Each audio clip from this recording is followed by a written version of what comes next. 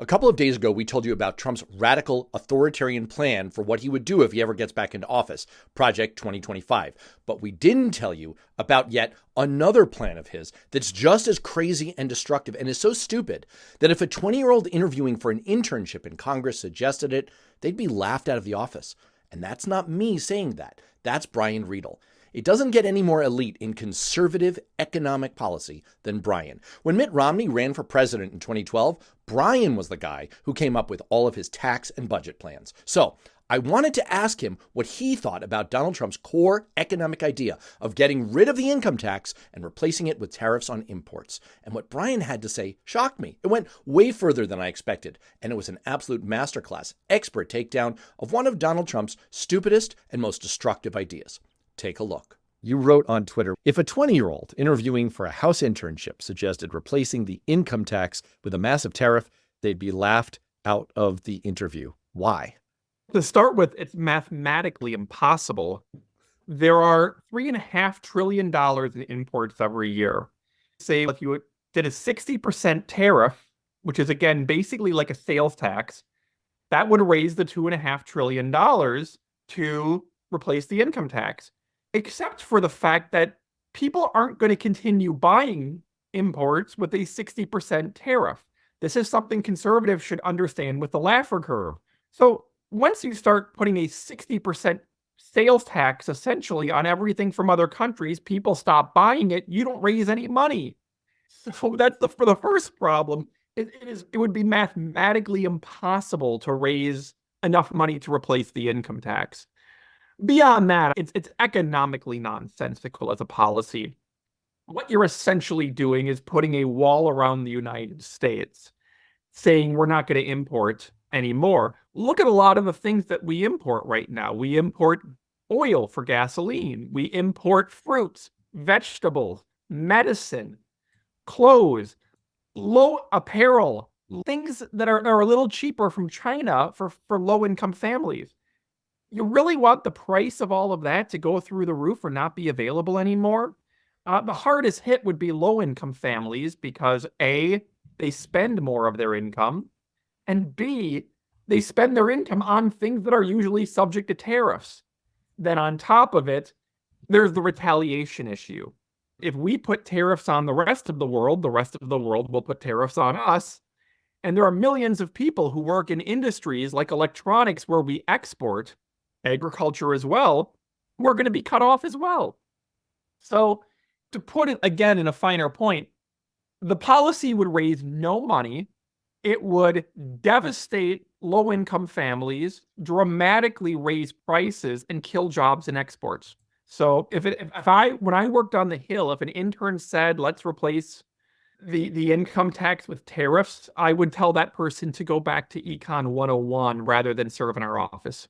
What you just said really triggered me because what you're talking about is our export industries, especially agriculture.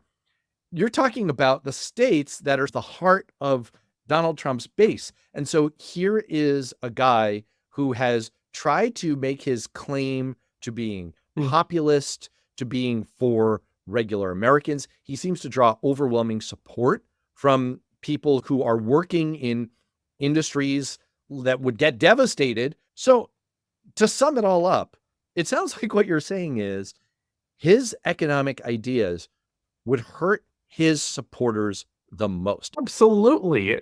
What Trump is proposing is with his tariff plan, even if he did the 10% tariff, he says his minimum is a 10% global tariff rising to 60% for imports from China. Even if he just did that, it would be the biggest tax increase on low-income families in probably half a century. It would raise taxes by $300 to $400 billion a year, which is $3 to $4 trillion over the decade.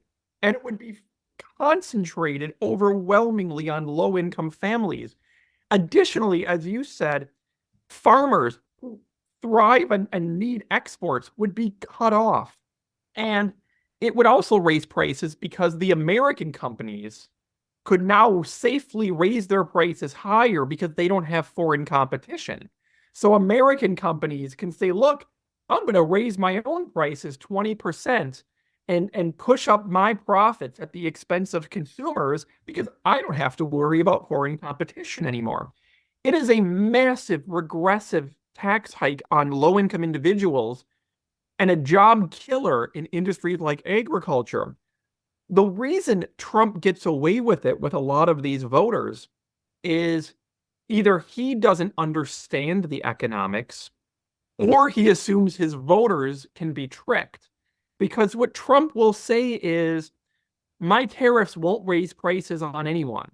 Then it's not a tariff. The entire purpose of a tariff is to raise the price of imports so high that consumers choose domestic alternatives instead. That's the entire point. If it's not raising the price of imports, then what exactly is it doing? And and I get in these arguments, people on Twitter say, oh, the tariffs won't actually affect prices because China will pay it.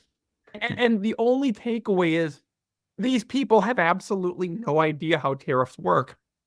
And they're going to be in for a very rude awakening when a second Trump administration does this, and all of a sudden, the price of gas goes up 30%. Anna Kelly, a Republican National Committee spokesperson, insisted on the record, quote, the notion that tariffs are a tax on U.S. consumers is a lie pushed by outsourcers and the Chinese Communist Party. Brian, it is a major surprise to you that you are either an outsourcer or a member of the Chinese Communist Party, I am sure. When that statement came out, I cringed. I know these people. I've worked with these people for 20 years. They did not suddenly get stupid. What happened is most of them, if you get them behind the scenes, will tell you Trump is a buffoon. He doesn't know what he's talking about. Most of the economic ideas he comes up with, he just seems to just come up with while shaving. There's no rhyme or reason. There's no logic. It's essentially the drunk at the end of the bar kind of stuff. And what they will tell you is, we have to go along with it because he's the leader of our party. They overcompensate by being increasingly enthusiastic in public, while behind the scenes laughing at Trump, absolutely laughing at him and rolling their eyes behind the scenes. This goes for the senators, the House members, the staffers. They're laughing at Trump behind the scenes. They're just going along because in Trump land, you have to be breathlessly enthusiastic. I liken it to pledging a fraternity, where you have to embarrass yourself on Hell Week increasingly just to prove your loyalty to the fraternity.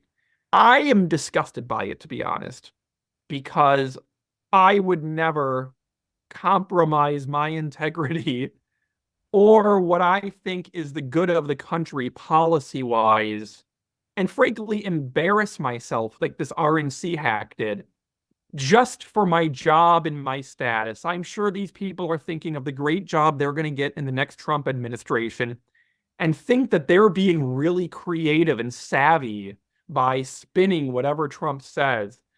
But ultimately, they're just embarrassing themselves and selling out the country for a nice desk in a nice office.